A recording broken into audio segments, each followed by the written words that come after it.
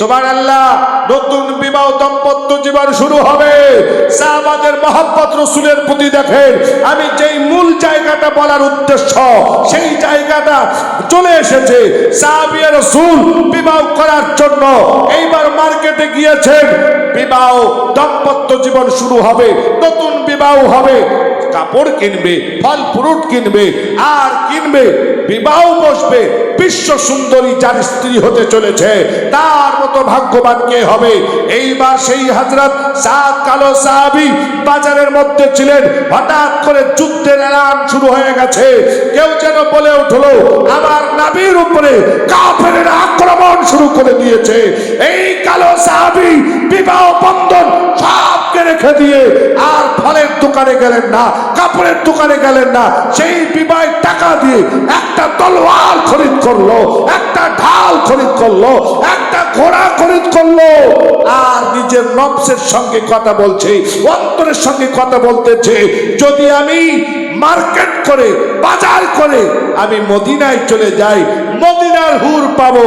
আর যদি আমি যুদ্ধের ময়দানে রাসূলুল্লাহর প্রেমে চলে যাই, নবীর খাতিরে চলে যাই, দ্বীনকে রক্ষার জন্য চলে যাই, তাহলে সেখানে আমি যুদ্ধ করতে করতে শহীদ হয়ে যাব, আর জান্নাতের হুরের সাথে বিয়ে হবে। পরে একখানা আয়াতে কারিমা তেলাওয়াত করেছি। আল্লাহ পাক রব্বুল আলামিন জানিয়ে দিলেন পারা নম্বর 3, সূরা হলো আল ইমরান, আয়াত নম্বর 31। আল্লাহ রব্বুল আলামিন বলেন, কুল ইন কুনতুম তুহিব্বুনাল্লাহ ফাত্তাবিউনি ইউহিব্বুকুমুল্লাহ ওয়া ইয়াগফির লাকুম যুনুবাকুম আল্লাহু গফুরুর রহিম। আল্লাহ বলেন, কুল, হে নবী আপনি বলে দেন, যারা আল্লাহকে ভালোবাসতে চায়, আল্লাহকে পেতে চায়, আল্লাহকে রাজি খুশি করতে চায়, তারা যেন সর্ব আগে আপনাকে ভালোবাসে, আপনার ইত্তেবা করে, আপনার অনুসরণ অনুকরণ করে। এ আমার নবী, যে আপনাকে ভালোবেসে নেবে, আমি আল্লাহ তাকে ভালোবাসবো। আমি আল্লাহ তার সাগীরা কাবিরা গুনাহগুলোকে আমি আল্লাহ ক্ষমা করে দিব। ভাইরা আমার, এখান থেকে বুঝতে পারা গেল শুধু আল্লাহ মানা নাম নবী মানা নয়। শুধু আল্লাহকে মানলে নবী মানা হয় না। আল্লাহ জানিয়ে দিলেন, আমাকে ভালোবাসতে হলে আগে আমার রসুলকে ভালোবাসো, আমার নবীকে ভালোবাসো, আমার নবীর পিছনে পিছনে চলবে, আমি আল্লাহকেও ভালোবাসা পেয়ে যাবি। আর আমি আল্লাহ যখন রাজি খুশি হয়ে যাব, তোমাদের জিন্দেগির গুনাহগুলো আমি আল্লাহ ক্ষমা করে দেব।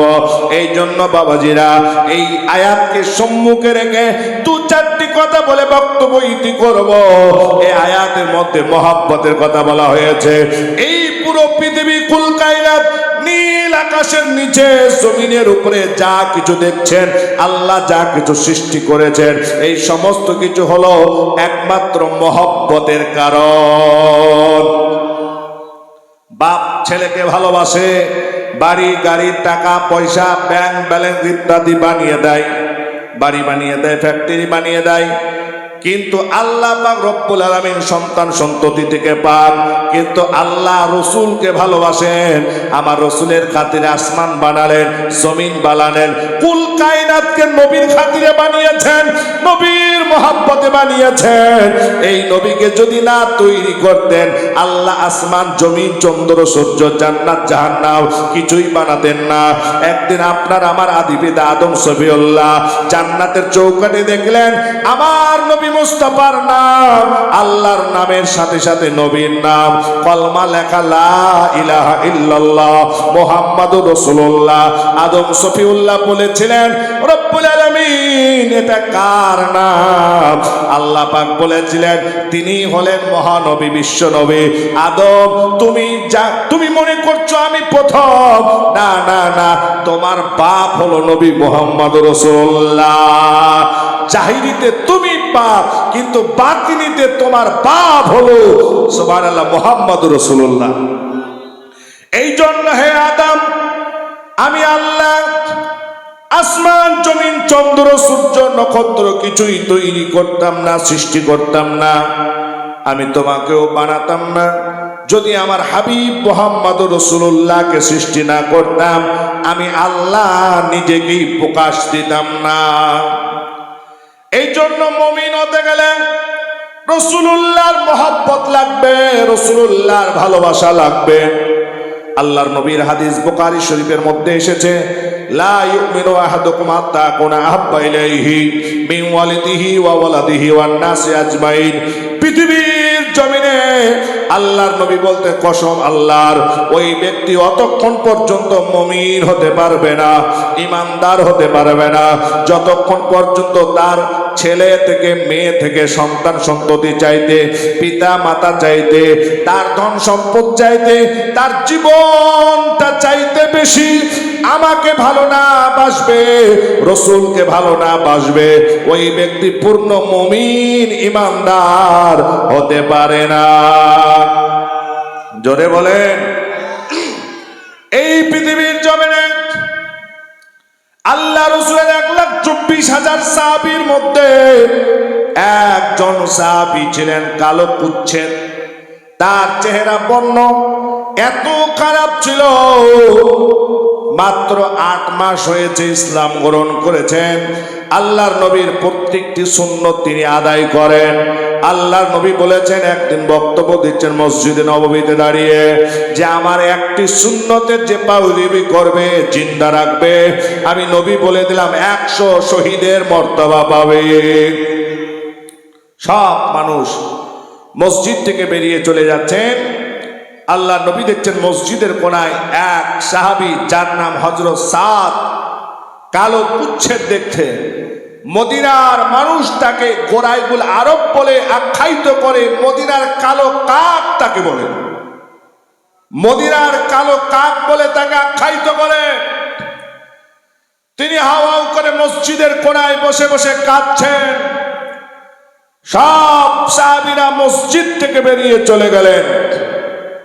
নবী আমার মিম্বার শরীফ থেকে নামলেন, নামার পরে বলতে চান, আমার সাহাবী, এই সাদ, কেন তুমি কাঁদো? কে তোমায় কাঁদায়?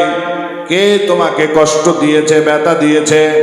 কোন ব্যথায় তুমি ব্যথিত? কিসের জন্য কাঁদো বলো? বলে, ইয়া রাসূলুল্লাহ, আমি সবে মাত্র 8 মাস হয়েছে ইসলাম গ্রহণ করেছি, আপনার প্রত্যেকটি সুন্নত আমি আদায় করতেছি, কিন্তু ইয়া রাসূলুল্লাহ, আমার মনে হয় একটি সুন্নত ছুটে যাবে, সেই সুন্নত না আদায় করে হয়তো আমি মারা যাব। কাল হাসরের ময়দানে আল্লাহ দরবারে আমাকে যখন উঠা হবে, আল্লাহ যখন বলবেন, হে নবীর সাহাবী, তুমি নবীর অমুক সুন্নাতটি কেন আদায় করতে পারো রে, না আদায় করে কেন এসেছো? আমি সেই দিনের জন্য চিন্তা ভাবনা করতেছি আর ভাবতেছি আমি জবাব কি দেব। নবীর সাহাবী, দুঃখ বেদনা, কত সুন্নত আমরা ছেড়ে দিচ্ছি সকাল সন্ধ্যা, কিন্তু নবীর সাহাবীরা কম্পিটিশন করে আমল করতেন, সুন্নত পালন করতেন, যেন একটাও না ছুটে যায়। আমার নবী জিজ্ঞেস করলেন, কোন সুন্নতের কথা বলছো? বলে, ইয়া রাসূলুল্লাহ, আপনি বলেছেন আমার একটা সুন্নতকে জিন্দা রাখা মানে 100 শহীদের সওয়াব পাওয়া। জোরে বলেন। তা আমার দ্বারাই একটি সুন্নত ছুটে যাচ্ছে, ওই সুন্নতটার জন্যই কাঁদছি। সেই সুন্নতটা হলো আমার বিবাহ বন্ধনে আমি এই আরব দেশে মদিনার প্রত্যেকটা অলি গলিতে ঘুরেছি, আমাকে কেউ মেয়ে দিতে রাজি নয়। কেন? আমি গরিব মানুষ, আমি দেখতে কালো, মদিনার লোকেরা আমাকে গোরাইবুল আরব বলে আখ্যায়িত করে, মদিনার কালো কাক। যার জন্য আমার এই সুন্নতটা হয়তো আমার হাত থেকে ছুটে যাবে, এটার জন্যই আমি কাঁদতেছি। জোরে বলেন।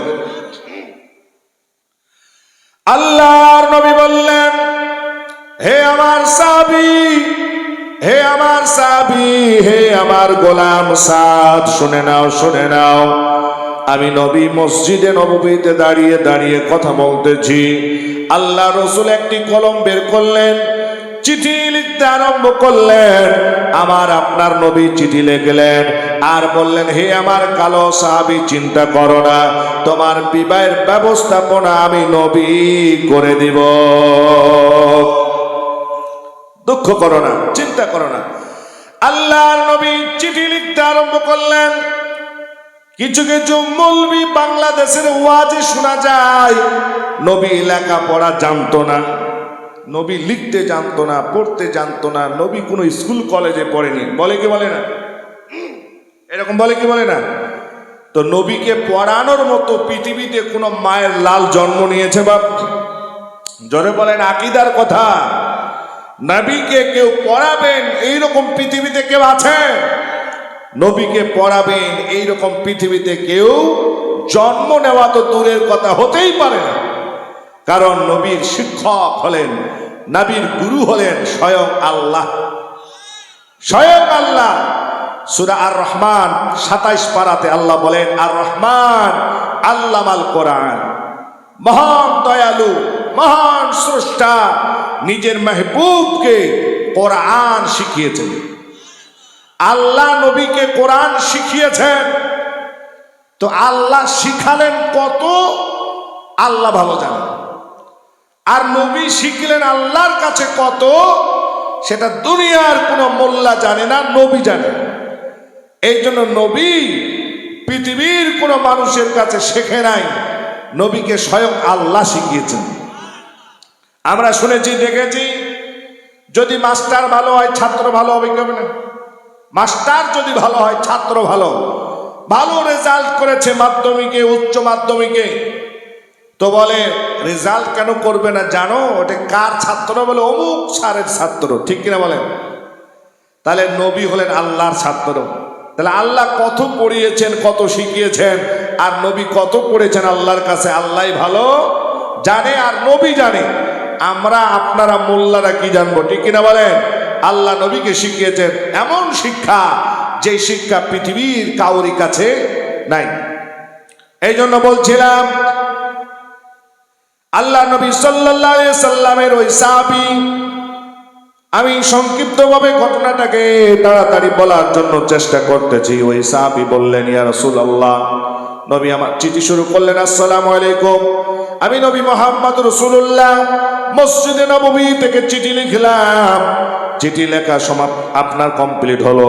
চিঠিটা মুড়িয়ে দিলেন আর ওই সাত কালো সাহাবীর হাতে তুলে দিলেন আর বললেন, নারে তাকবীর, নারে তাকবীর। উনি চলে গেলেন। আল্লাহ রাসূল বললেন, যাও, মদিনার মধ্যে সবচেয়ে বিশ্ব সুন্দরী যার নাম হলো হুরে মদিনা, মদিনা শহরের মধ্যে সবচাইতে বিশ্ব সুন্দরী যার নাম হুরে মদিনা, হুরে মদিনার বাপের কাছে গিয়ে চিঠিটা পৌঁছাও। সুবহানাল্লাহ। আমার বিন ওয়াহাব উনার কাছে গিয়ে পৌঁছিয়ে দাও।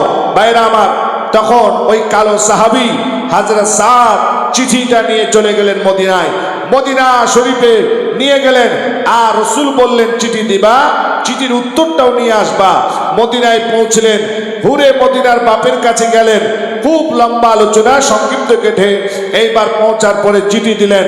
উনি চিঠি পড়লেন আর বলতেছেন, আপনি তাড়াতাড়ি এর উত্তরটা দিয়ে দেন, কারণ রাসূলুল্লাহ এই চিঠির উত্তর নেবেন।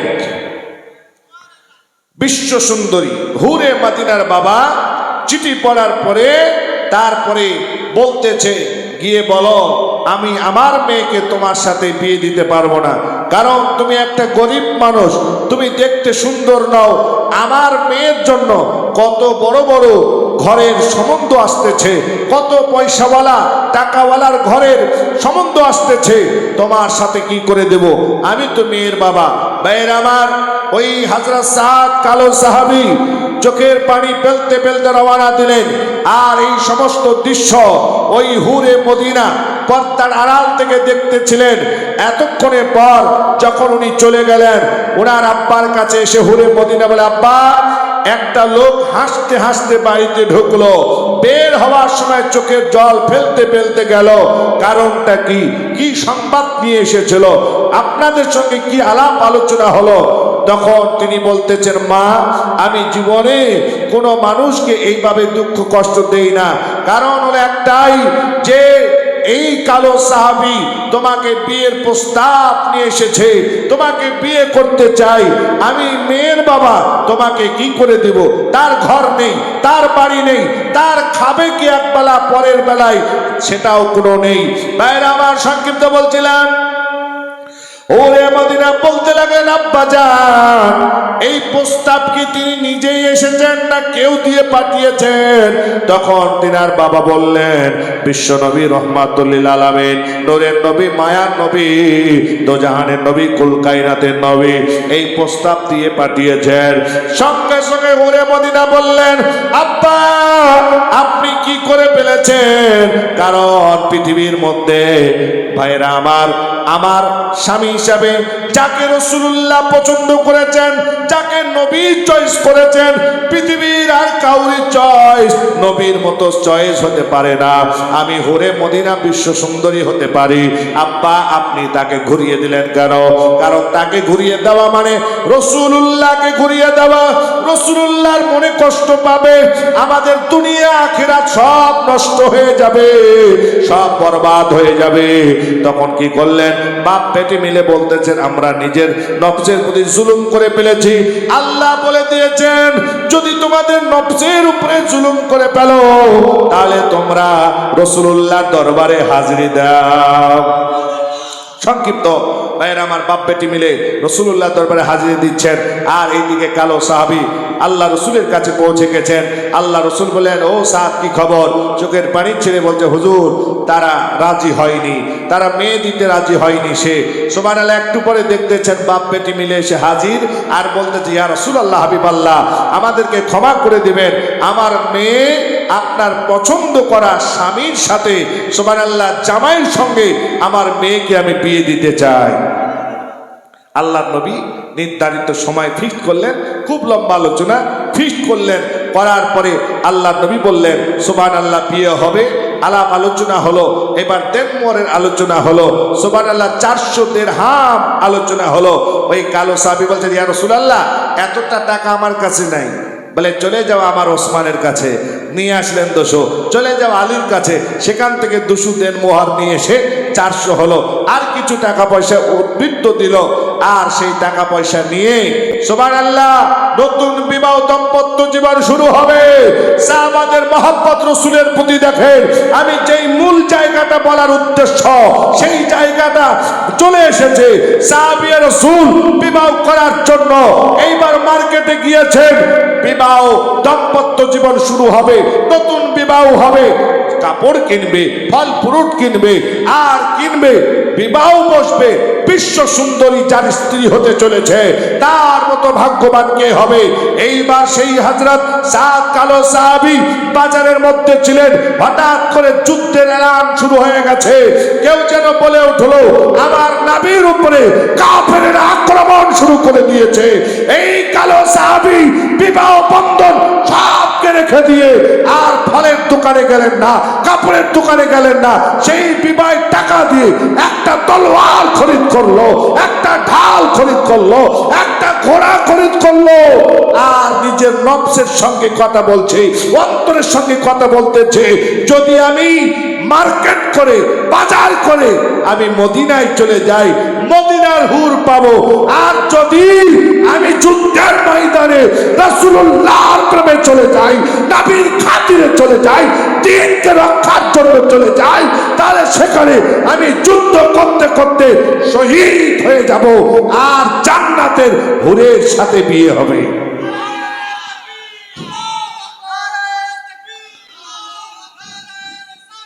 ইয়া রাসূলুল্লাহ, সাহাবী রাসূল গোলাম, আশিক রাসূল, এমনি তিনারা নবীর গোলাম হননি, আশিক হননি। আমরা বলি পীর কা দামান নেই ছোড়েঙ্গে, হ্যাঁ রাসূলুল্লাহ দামান ছাড়বো না, কিন্তু দেখেন নামাজে নাই, আমরা মিলাদে নাই, মাহফিলে নাই, দুরুদে নাই, কিয়ামে নাই, জালসাতেও নাই, শুয়ে শুয়ে শুধু বলি নবীকে ভালোবাসি। সাহাবী রাসূল হুরে মদিনা বিশ্ব সুন্দরী নিজেকে প্রশ্ন করছেন, কাল কিয়ামতের দিবসে যদি আমি বিয়ে করি বউ পাবো, কিন্তু রসুলের মহব্বত পাবো না। যেই রসুলের কারণে আজ বিশ্ব সুন্দরী আমার বউ হতে চলেছে, সুবহানাল্লাহ, কাল কিয়ামতের মাঠে যদি আল্লাহ জিজ্ঞেস করে, হে নবীর সাহাবী, তোমার কানে যুদ্ধের খবর গিয়েছে, তুমি সেই যুদ্ধের মাঠে না এসে, রাসূলুল্লাহর দিকে না এসে তুমি হুরে মদিনার দিকে চলে গেছো, তুমি নবীর কেমন সাহাবী? এই কথা যেন আল্লাহ বলতে না পারে। এক তলোয়ার কিনলেন, ঢাল কিনলেন, ঘোড়া কিনলেন, যুদ্ধের মাঠে চলে গেলেন। যুদ্ধ করতে করতে করতে করতে যুদ্ধ সমাপ্ত হয়ে গেল। আল্লাহর নবী যুদ্ধের পরিশেষে বললেন, সব শহীদের লাশগুলো একত্রিত করো। সব লাশগুলোকে জমা করা হলো, কিন্তু দূরে একটা লাশ পড়ে আছে, তার মুখ চেনা যায় না। নবী আমার গেলেন, দেখলেন সাহাবীরা কেউ চিনতে পারে না। আল্লাহ রসুল সেই লাশখানা দেখে চোখের পানি ফেললেন। সাহাবারা বলে, ইয়া রাসূলুল্লাহ, আমরা তো কেউ তাকে যুদ্ধ করতে দেখি নাই, এটা কার লাশ? নবী আমার বলতেছেন, এটা হলো আমার গোলাম হযরত সাদ, কালো সাহাবীর লাশ। আজ এই সাহাবীর বিয়ে ছিল হুরে মদিনার সঙ্গে। আজ যুদ্ধের এলান হয়ে গেছে। নবীর প্রেমের ভালোবাসার ঢেউ, তার ইমানের জজবা এসে গেছে। বিবাহ বন্ধন ছেড়ে দিয়ে, হুরে মদিনাকে ছেড়ে দিয়ে আমার মহব্বতে এসে সে শহীদ হয়ে গেছে। তার দাফন করলেন। দাফন কাপড়ের পর নবী আমার একটু পরে মুস্কি হাসি হাসলেন। সাহাবারা বলছেন, ইয়া রাসূলুল্লাহ, একটু আগে কাঁদলেন, এখন হাসছেন, কারণ কি? নবী বলতেছেন, এই মাত্রই দেখলাম আমার আল্লাহ আমার এই গোলামকে, এই কালো গোলামকে জান্নাতের হুরের সাথে আল্লাহ বিয়ে পড়িয়ে দিলেন। এর নাম হলো প্রেম, এর নাম হলো মহব্বত, এর নাম হলো ভালোবাসা। এই জন্য আল্লাহ পাক রব্বুল আলামিন বলে দিয়েছেন, কুল ইন কুনতুম তুহিব্বুনাল্লাহ ফাত্তাবিউনি ইউহিব্বুকুমুল্লাহ। কুল, হে নবী, আপনি বলে দেন, যারা আল্লাহকে ভালোবাসতে চায় তারা যেন সর্ব আগে রসুলকে ভালোবাসে, নবীকে ভালোবাসে।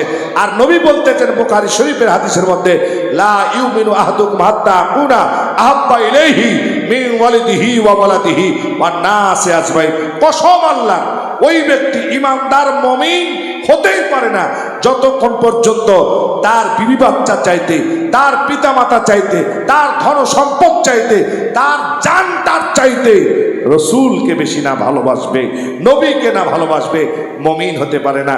এই জন্য